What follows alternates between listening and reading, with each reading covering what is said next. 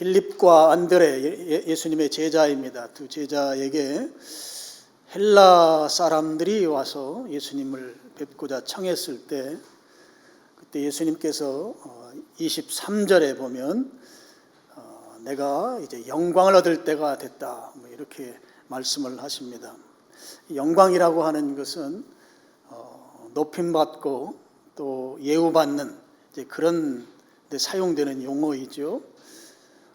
그렇게 말씀하셨던 예수님께서 27절, 오늘 우리가 읽은 27절 말씀에 보면 시작하는 부분이 지금 내 마음이 괴로우니 무슨 말을 하리요. 괴롭다고 하는 것은 마음이 굉장히 복잡하다, 혼란스럽다, 이런 뜻입니다. 마음이 혼란스러운데 내가 지금 아무 말도 하고 싶지 않다, 그런 표현을 예수님께서 지금 하고 계십니다. 방금 전까지만 해도 영광에 대해서 말씀하셨는데 오늘 27절 말씀은 괴롭다, 혼란스럽다, 그래서 어떤 말도 하기 싫다, 지금 예수님께서 그렇게 말씀하고 있습니다. 그러니까 영광스럽다고 하신 말씀 방금 전에 하시고 또 지금은 괴롭다고 하시고, 얼핏 보면 예수님 지금 조울증 환자는 분명히 아닐 텐데 아까까지만 해도 굉장히 좋은 표현 쓰시다가 지금은 또 괴롭다고, 말하기 싫다고 하시는 걸 보면 지금 그 중간에 어떤 상황들이 예수님에게 있었던 것이 분명합니다. 그럼 어떤 상황들이 있었을까? 우리 아는 대로 23절과 27절 중간에는 24절부터 26절이 있죠. 그러니까 예수님께서 괴로워하신 이유들을 알 수 있는 대목이 24절부터 26절까지 있습니다. 적어도 예수님은 크게 두 가지 경우 때문에 괴로워하셨다고 하는 것을 우리가 생각해 볼 수 있겠습니다. 그 중에 한 가지는 바로 예수님의 말씀을 들었던 제자들이 그 말씀을 들은 대로 행하지 못하는, 예수님이 기대한 기대치에 이르지 못하는 제자들의 태도로 말미암아 예수님이 괴로워하셨다라고 하는 것을 우리가 생각해 볼 수 있겠습니다. 예를 들면 24절 보면 한 알의 밀이 땅에 떨어져 죽어야 많은 열매 맺는다. 물론 예수님께서 십자가에 달려서 돌아가시고 그로 인해서 부활하셨을 때 우리가 구원받는다고 하는 그런 메시지도 되지만, 동시에 예수님의 제자들의 삶이 내가 한 알의 밀알이 돼서 땅에 심겨져 죽어야만 많은 열매를 맺는다고 하는 이 말씀이 제자의 삶에 그대로 적용이 돼야 할 텐데, 지금 제자들은 그 말씀 이후에 그 어떤 대꾸도 성경에 기록해 놓고 있지 않습니다.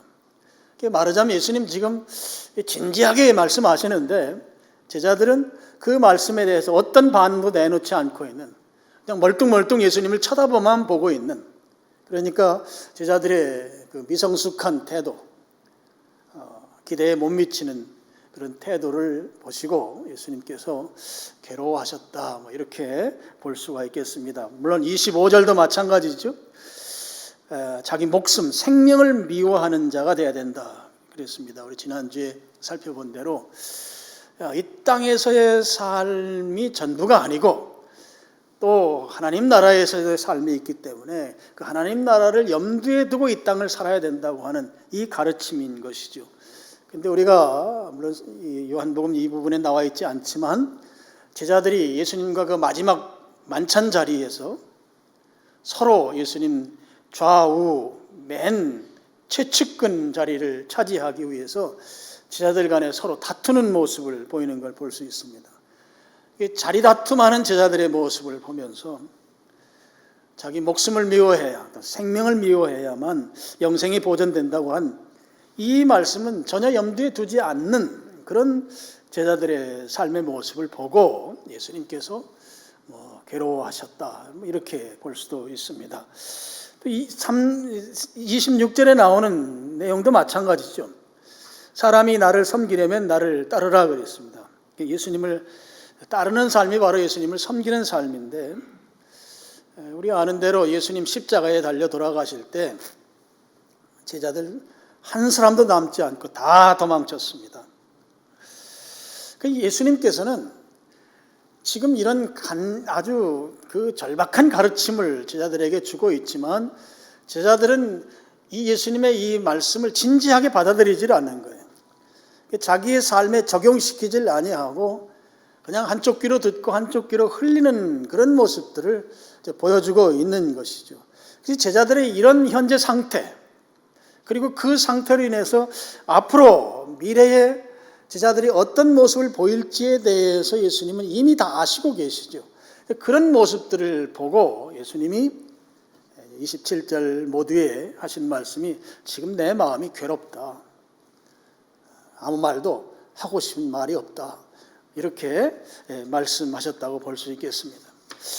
또 한 가지 차원은 제자들에 대한 모습 외에 예수님께서 십자가를 지십니다. 이 십자가를 지시는 이 상황이 예수님을 이제 괴롭게 하셨다고 볼 수 있겠습니다. 적어도 크게 두 가지이죠. 예수님이 지금 괴로워하는 것은 영광 받을 때가 됐는데 지금 현재 괴롭다고 표현한 건 제자들의 변하지 않는 모습, 그로 인해서 앞으로 미래가 착잡한 거죠. 그 모습을 보고 괴로워했던 것이고, 또 한 가지는 예수님께서 직접 십자가를 지시고 죽으셔야 하는 그 상황 가운데에서 오는 괴로움이다, 이렇게 볼 수 있습니다. 잘 아시는 대로 예수님은 하나님이십니다. 동시에 인간이시죠. 인간이신데 죄가 없으신 인간이십니다. 예수님은 우리와 똑같이 인성을 가지고 계신 분이세요. 그러다 보니까 인성적 차원에서 십자가를 지신다고 하는 것은 고난입니다. 그리고 감당하기가 힘든 고통스러운 것이죠. 우리는 이 부분에서 너무나 쉽게 예수님이시니까 십자가를 지시는 것에 대해서 너무 쉽게 받아들이는 경향성이 우리에게 있습니다. 예수님이니까 당연히 우리를 사랑하셔서 당연히 십자가를 지셔야 된다. 너무나 쉽게 그 부분을 쉽게 정리하고 우리가 넘어가려고 하는 습성이 우리에게 있습니다. 적어도 이 십자가의 대속의 은혜를 입은 우리의 입장에서는 예수님이시니까 십자가를 지시고 죽으시는 것이 가능하셨고 그 일을 자청하셔서 하셨다고 하는 것에 동의하지만, 그 가능성이라고 하는 것이 그냥 넘어가도 될 만한 가능성이라고 하는 데다가 우리가 동그라미를 치면 안 된다고 하는 것이죠. 예수님은 십자가를 지시기 위해서 그만큼 고난을 당하셔야 했고 견디기 힘든 고통을 지나셔야만 했다고 하는 것을 우리가 생각해야 된다고 하는 것이죠. 우리 은혜하지만 주님 그 죽으신 그 은혜 때문에 우리가 오늘 구원받은 자로 살아가는 건 분명하지만, 그 은혜를 위해서 예수님께서 치르신 대가에 대해서 우리가 결코 가볍게 여겨서는 안 된다. 근데 우리들은 가볍게 여기려고 하는 그런 습성이 우리에게 있다 하는 거예요. 이런 부분들에 대해서는 우리가 다시 한번 좀 생각해야 되는 것입니다. 예수님께서 이 십자가를 지시는 상황 가운데서 지금 27절 중간에 보면 이렇게 기도합니다. 아버지여, 나를 구원하여 이 때를 면하게 하여 주옵소서, 그렇게 말합니다. 지금 이 십자가를 지는 문제가 결코 간단치 않다고 하는 것을 이 기도문을 통해서 우리가 알 수가 있습니다. 더 실감나게 기록한 다른 복음서들에 나오는 기도문을 한번 보시죠.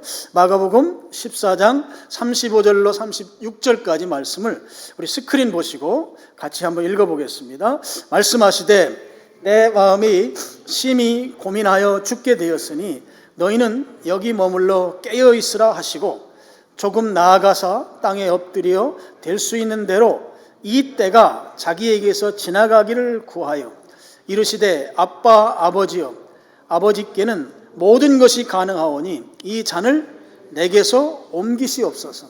지금 똑같은 내용을 다른 복음서에서는 감람산에 올라가서 기도하시면서 아버지는 모든 거 다 하실 수 있습니다. 이 때를 좀 지나가기를 원합니다. 그래서 이 잔을 내게서 옮겨주십시오. 지금 십자가를 지고 죽음에 이르는 과정 자체가 너무나 심한 고통 가운데 이르는 그 고통의 과정이라고 하는데 그 때를 면하게 해달라. 이 잔을 내게서 옮겨달라. 지금 예수님 그렇게 호소하고 있습니다. 여러분, 여기에 이 잔을 내게서 옮겨주십시오. 또는 오늘 본문에 나오는 대로 이 때를 면하게 하여 구원해서 면하게 해주십시오 라고 한 이 호소는 여러분 육신적인 고통, 육신적인 죽음만을 의미하는 게 아니에요. 여기에서 말씀하고 있는 이 때는 예수님과 하나님 아버지와의 관계가 완전히 단절되는 때를 의미합니다.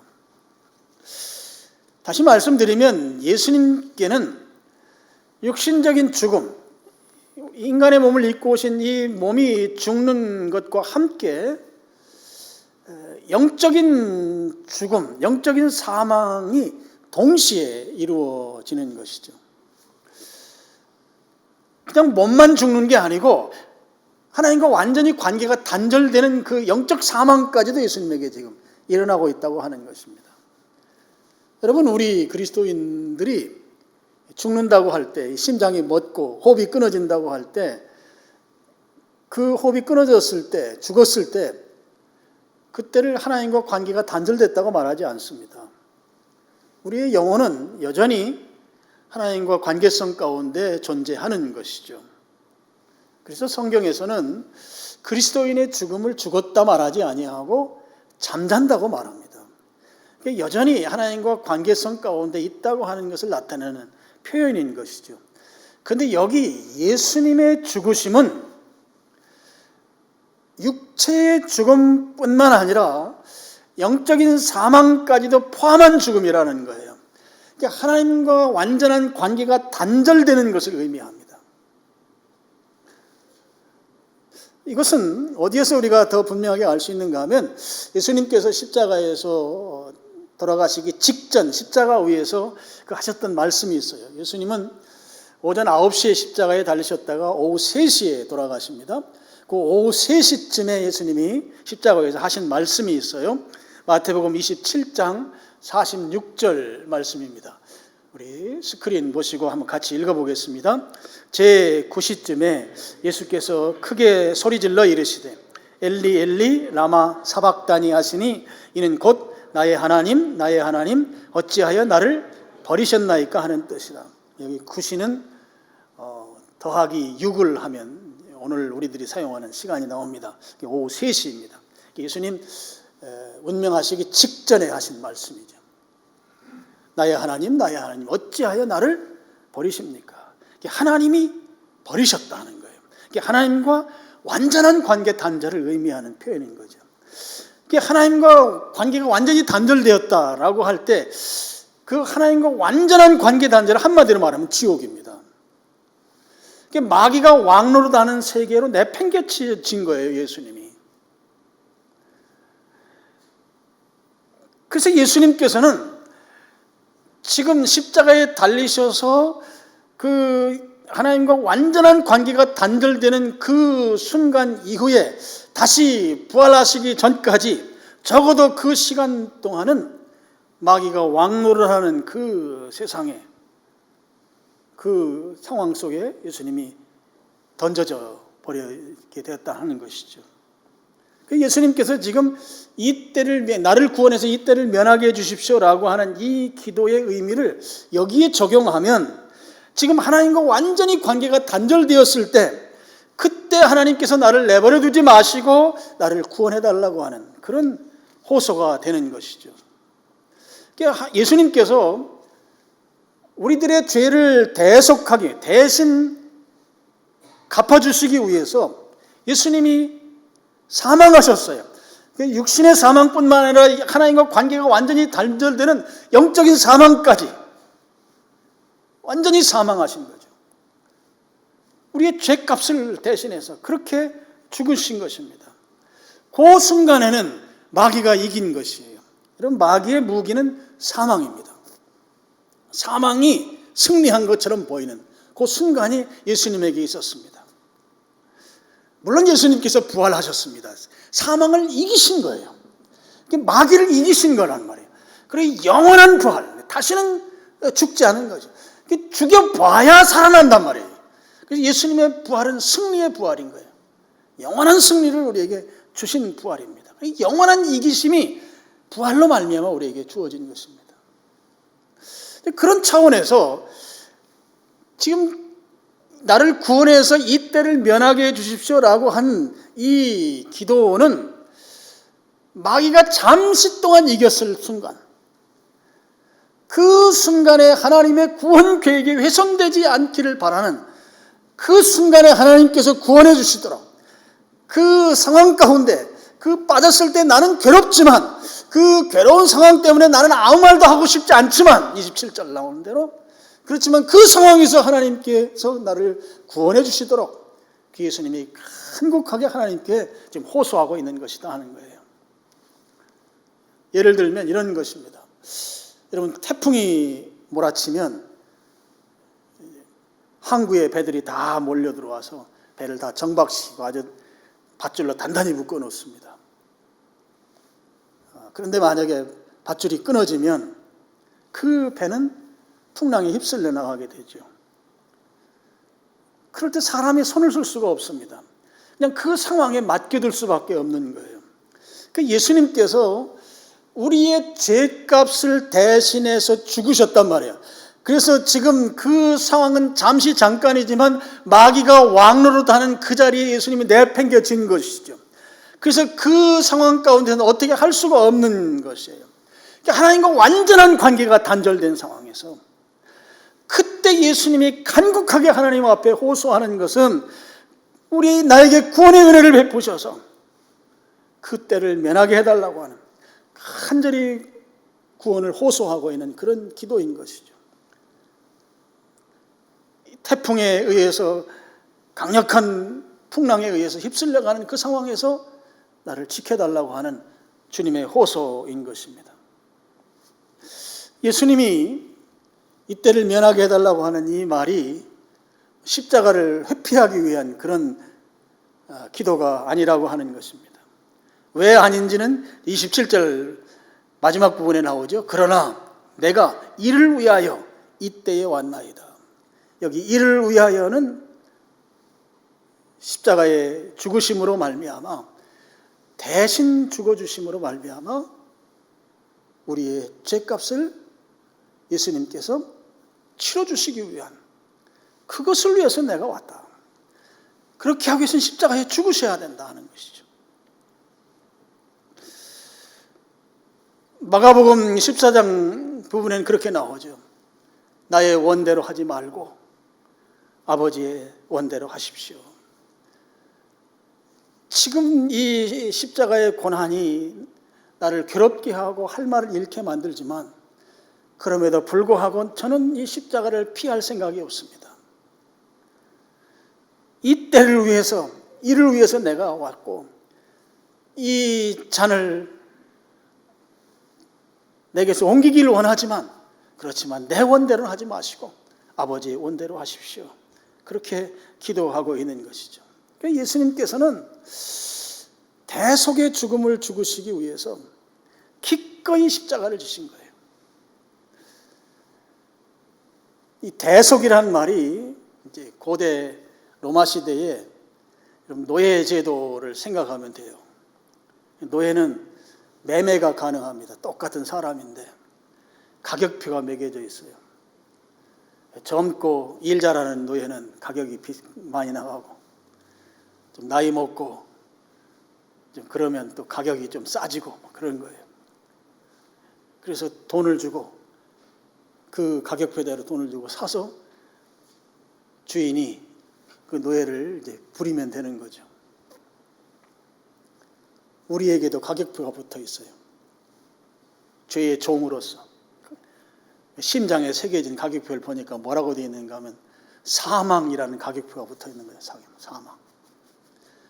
나를 살려면 사망이라고 하는 값을 지불하지 않으면 나를 살 수가 없어요. 나를 사기 위해서는 사망하셔야 되는 거죠. 예수님께서 사망하신 거예요. 나를 사기 위해서. 예수님이 그 대속의 죽음이라고 하는 것은 나를 사기 위한 값을 치름이에요. 그 죽음을 십자가에서 죽어주신 거예요. 그것은 바로 하나님 아버지의 뜻이었던 것이죠. 하나님께서는 우리를 구원하시기 위해서 우리를 사망시키지 아니하고 예수님을 사망시키기로 하나님 계획을 세우신 거예요. 예수님이 죽으시면 우리는 안 죽는 거예요. 예수님께서 죽으셔야만 하나님의 뜻이 이루어지는 거예요. 예수님께서 죽으심으로 말미암아 하나님의 뜻에 순종한 것이 된 것이죠. 그래서 예수님께서는 27절 말미에 내가 이를 위하여 이 때에 왔다 이렇게 고백한 것입니다. 그리고 28절에는 이 부분을 이렇게 또 표현합니다. 아버지여 아버지의 이름을 영광스럽게 하옵소서. 예수님께서 하나님의 뜻에 순복하는 것이 아버지의 영광을 이루는 것이죠. 아버지의 뜻이 우리를 살리시기 위해서, 우리를 사망시키지 않기 위해서 예수님 사망시키기로 작정하셨는데 예수님이 거기에 순종함으로 인해서 우리가 살아날 수 있는 길이 열린다고 하는 것, 이것이 아버지의 영광을 위한 것입니다. 예수님이 거기에 순종하면서 아버지요, 아버지의 이름을 영광스럽게 하옵소서. 제가 아버지 원하는 그 뜻대로 살겠습니다. 그 뜻대로 삶으로 말미암아 아버지의 영광을 받으실 것을 믿습니다. 아버지 영광을 받으시옵소서. 그렇게 지금 예수님께서 기도하고 있는 것이죠. 예수님이 십자가의 죄값으로 대속의 죽음을 죽음으로 말미암아 우리는 예수님께서 우리를 살리시고 그 살리신 것이 바로 하나님께 영광이 된다 하는 것입니다. 그렇게 기도했더니 28절 하반절에 보면 하나님의 응답이 특별하게 옵니다. 하늘에서 소리가 나서 이르되 내가 이미 영광스럽게 하였고, 과거형으로 표현됐죠. 또다시 영광스럽게 하리라, 미래형으로 표현됐습니다. 예수님의 과거형으로 표현된 것은 공생의 기간 동안 예수님께서 가르치시고 기적을 일으키시고 예수님의 그 사역들을 통해서 하나님이 영광을 받으셨습니다. 예수님의 사역은 아주 철저하게 하나님 중심의 사역을 이루어 가셨어요. 예수님도 하나님이시지만 아버지 하나님의 이름이 드러나도록 예수님이 그렇게 공생애를 사셨던 것이죠. 그래서 내가 이미 영광을 받았다, 과거형으로 표현한 것이고 또 미래형으로 내가 영광스럽게 또 다시 할 것이다. 예수님은 앞으로 이제 십자가에 달려서 죽으시고 또 부활하심으로 인해서 그 대속의 은혜를 베푸시고자 하는 하나님의 뜻을 성취시킴으로 인해서 아버지 하나님이 영광 받으신다고 하는 미래형으로 표현하고 있습니다. 근데 이렇게 예수님께서 하늘로부터 응답을 받았는데 29절 보면 거기에 있던 사람들은 그 응답이 천둥이 울었다고도 하고 어떤 사람들은 천사가 말했다고도 했다, 이렇게 성경이 표현하고 있습니다. 기도가 응답됐어요. 초자연적 방법이죠. 하늘에서 음성을 들려주셨습니다. 근데 그 옆에 있던 제자들이죠. 제자들은 그 하나님의 기도 응답을 분별하지 못하고 있습니다. 지금 예수님께서 모두에 말씀드렸던 대로 제자들 때문에도 괴로워하셨다. 내 마음이 괴롭다. 27절에 나오는. 제자들이 영적 분별력이 전혀 없는 거예요. 그러니까 못 알아들어요. 천둥 친다고도 하고 천사가 말한다고도 하고. 전형적으로 예수님의 그 괴로움의 대상이었던 것을 나타내주는 부분이 아닐 수 없습니다. 그러면서 예수님 30절에 예수께서 대답하여 이르시되 이 소리가 난 것은 나를 위한 것이 아니고 너희를 위한 것이다. 예수님께서 그들에게 하늘에서 소리가 나는 그 응답, 초자연적인 응답을 그들이 듣게 함으로 인해서 온전한 분별은 하지 못했지만 바로 예수님이 하나님의 아들이신 것을 인정하고 또 예수님께서 그렇게 간절히 기도했을 때 하나님이 즉각적으로 반응했다고는 그 사실을 기억하고 적어도 두 가지는 제자들이 깨닫는 것이죠. 예수님이야말로 하나님의 아들이시다. 또 한 가지는 기도하면 하나님께서 초자연적인 방법으로라도 응답하시는 분이시다 라고 하는 사실을 깨닫게 해주시는 거죠. 얼마나 좋은 교훈이에요. 앞으로 이들이 살아가면서 예수님이야말로 하나님의 아들이시다. 기도하면 하나님은 언제든지 즉각적으로 응답하신다. 그 교훈을 깨우쳐 주신 거란 말이에요. 그래서 30절에 너희를 위한 것이다. 너희를. 이 천둥 소리로 든 너희들 귀에 들렸지? 천사의 말처럼 들렸지? 바로 너희를 위한 것이다. 예수님은 기도하면 하늘로부터 응답이 온다. 하나님의 아들. 성경에 3번 하늘로부터 음성이 들려온 경우가 있잖아요. 예수님 침례 받으실 때 변화산에서, 그리고 3번째가 바로 이 상황이에요. 하나님의 아들이신 것을 확증시켜 주는 것이죠. 그리고 기도하면 응답이 온다고 하는 것을 제자들이 바로 깨닫게 된 것입니다. 자, 오늘 말씀의 결론입니다. 예수님은 하나님으로서 하늘의 영광을 내려놓으시고 이 땅에 인간으로 오셨습니다. 왜 오셨습니까? 대속의 죽음을 죽으시기 위해 오셨습니다.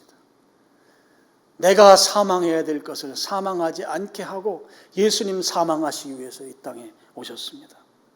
그래서 예수님의 그 대속의 죽음으로 인해서 하나님이 우리를 구원하시고자 하는 그 사랑을 예수님이 직접 성취하신 것이죠. 하나님의 뜻을 이루신 겁니다. 그것을 성경은 하나님의 영광에 이른다, 하나님의 영광이다 이렇게 표현하고 있습니다. 예수님께서 대속 사역으로 인해서 하나님의 영광을 받으셨어요. 그리고 지금 예수님은 승천하셨어요. 하늘나라에 계십니다. 하늘나라의 영광 가운데 계셔요. 아버지 하나님은 영광의 자리에 영광으로 계시고 예수님은 대속의 사역을 영광스럽게 마치시고 하늘나라로 가셔서 영광 가운데 계십니다. 자, 이제 문제는 우리들입니다. 자, 우리의 원래의 모습, 우리는 죄로 말미암아 하나님의 영광을 경험할 수 없는 존재입니다. 하나님의 영광에 이를 수 없는 존재였던 사람들이 바로 우리들인 것이죠. 로마서 3장 23절 말씀, 우리 성경 스크린 보시고 같이 읽겠습니다. 모든 사람이 죄를 범하였으며 하나님의 영광에 이르지 못하더니. 예수님께서 대속의 죽음을 죽어주심으로 말미암아 이루어 놓으신 그 영광에 우리가 이룰 수 없는 것이죠. 그럼 하나님의 영광에 이르려면 우리가 어떻게 해야 되는가? 빌립보서 2장 11절 말씀입니다. 또 같이 읽어보겠습니다. 모든 입으로 예수 그리스도를 주라 시인하여 하나님 아버지께 영광을 돌리게 하셨느니라. 예수 그리스도를 주님으로 시인하는 거예요. 예수님을 주님으로 믿고 고백하는 것입니다. 예수님이 나의 주님이시다. 예수님만 나의 주님이시다. 여러분, 빌립보서 로마 제국 통치권 아래에 있었던 도시국가예요. 고대의 로마 제국에서는 이 주님은 로마 황제예요. 요즘 우리 에베소서를 나누고 있습니다. 로마 황제가 주님이에요. 그런데 로마 황제는 자기가 주님이기 때문에 자기를 주님이라고 하지 않는 사람들에 대해서 박해하는 거죠.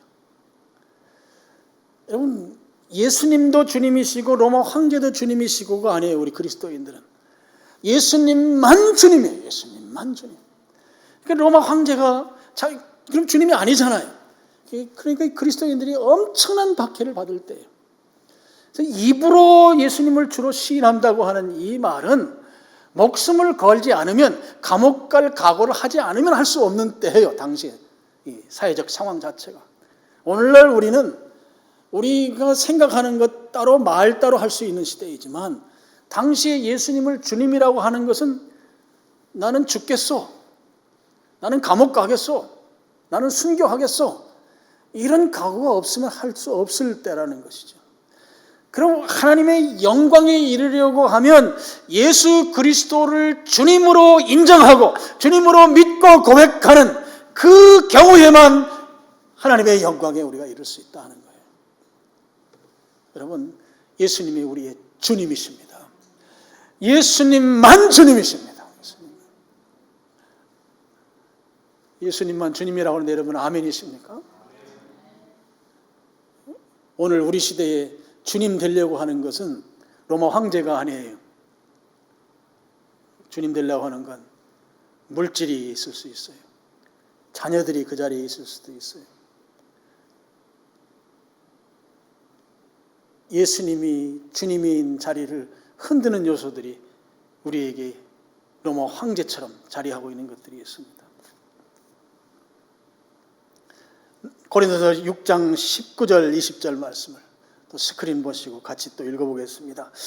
너희는 너희 자신의 것이 아니라 값으로 산 것이 되었으니 그런즉 너희 몸으로 하나님께 영광을 돌려라. 예수님께서 내가 사망해야 될 것을 대신 사망해 주셨어요. 그래서 나는 사망하지 않아도 돼요. 그 사망의 값을 치렀어요. 그래서 20절에 값으로 산 것이 됐다.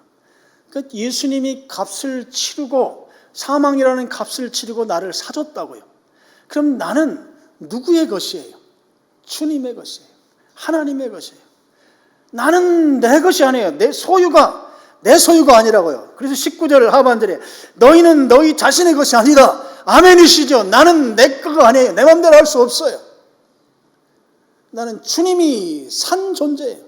주님이 값을 치르고 주님 거 됐단 말이에요. 주님의 소유가 됐어요. 나는 주님 것이에요. 주님이 사망 주고 사망될 우리를 살려주셨어요. 그래서 우리의 몸으로 영광을 돌리라는 거예요. 하나님께 영광을 돌려라. 하나님께 몸으로 영광을 돌린다고 하는 말씀이 도대체 무슨 말씀일까? 고린도서 10장 31절 말씀 같이 읽겠습니다. 그런즉 너희가 먹든지 마시든지 무엇을 하든지 다 하나님의 영광을 위하여 하라. 다 하나님의 영광을 위해서 해라. 여러분에게 쉬운 방법을 제시하겠습니다. 하나님의 영광을 위해서 산다. 우리의 몸으로 하나님께 영광을 돌린다라고 했을 때 어떻게 살 때 하나님께 영광을 돌리는 삶, 또 먹든지 마시든지 무엇을 하든지 다 하나님의 영광을 위해서 하는 삶이 될까? 이 질문에 답을 내서 그 답대로 사는 삶이에요. 어떤 질문인가? 예수님이라면 이 상황에서 어떻게 하셨을까? 예수님이라면 이 문제를 어떻게 해결하셨을까? 예수님이라면 어떻게 하셨을까? 예수님이라면 어떻게 하셨을까? 이렇게 질문하고 그 질문에 대해서 나오는 답이 있어요. 답. 그 질문에 대해서 나오는 답, 그 답대로 사는 삶이 하나님께 영광을 돌리는 삶이에요. 우리의 몸으로 무엇을 하든지 다 하나님의 영광을 위해서 사는 삶이 되는 것이에요. 이 상황에서 예수님이라면 어떻게 하셨을까? 이 문제 예수님이라면 어떻게 풀어내셨을까? 예수님이라면 어떻게 하셨을까? 예수님이라면 어떻게 하셨을까? 이 상황에서 예수님이라면 어떻게 하셨을까? 여러분, 우리가 하루하루 선택합니다. 중요한 선택을 할 때도 있고 그냥 일상적으로 이 선택을 하든 저 선택을 하든 큰 결과의 차이가 없는 선택도 있을 수 있어요. 근데 특별히 중요한 선택들을 할 때 예수님이라면 어떻게 하셨을까? 예수님이라면 어떻게 하셨을까? 그 답을 내란 말이죠. 답을. 성격이 급해서 먼저 행동부터 해놓고 그 다음에 생각하는 그런 분들도 계시지만 그런데 잠깐 멈춰서서 예수님이라면 이 상황에서 어떻게 하셨을까? 예수님이라면. 여러분, 여기에 답을 달기 시작하고 그 답대로 살게 되면 우리의 몸으로 하나님께 영광을 돌리는 것이 되고, 먹든지 마시든지 무엇을 하든지 다 하나님의 영광을 위해 하는 것이 됩니다. 우리 인생에 많은 선택의 상황들이 오게 되죠.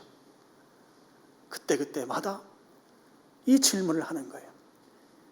하나님의 영광을 위해서 살아야 되는데, 나는 내 것이 아니고 예수님이 이미 사망이라는 값을 치르고 사서 이제 나는 예수님 소유가 됐고 예수님 것인데, 내 맘대로 할 수 있는 존재가 나는 아닌데, 그럼 하나님의 영광을 위해 살아야 되는데 어떻게 사는 것이 하나님의 영광을 위해 사는 것일까? 예수님이라면 어떻게 하셨을까라고 하는 그 질문을 그 상황에서 하고, 거기에 따라서 나오는 답대로 살아갈 때, 그때 그 삶이 하나님께 영광이 되는 삶이 된다 하는 것이죠. 나를 위해 대속의 죽음을 죽어주신 그 예수님의 그 죽음의 가치에 값을 하는 삶을 사는 것이 된다고 하는 것입니다. 그래서 오늘 예배에 참여한 여러분들이, 나는 하나님의 영광을 위해서 살겠습니다, 나는 하나님의 뜻대로 살겠습니다 라고 하는 그런 마음의 다짐이 생긴다면 이 질문을 하시라는 거예요. 예수님이라면 어떻게 하셨을까? 예수님이라면. 기도하겠습니다.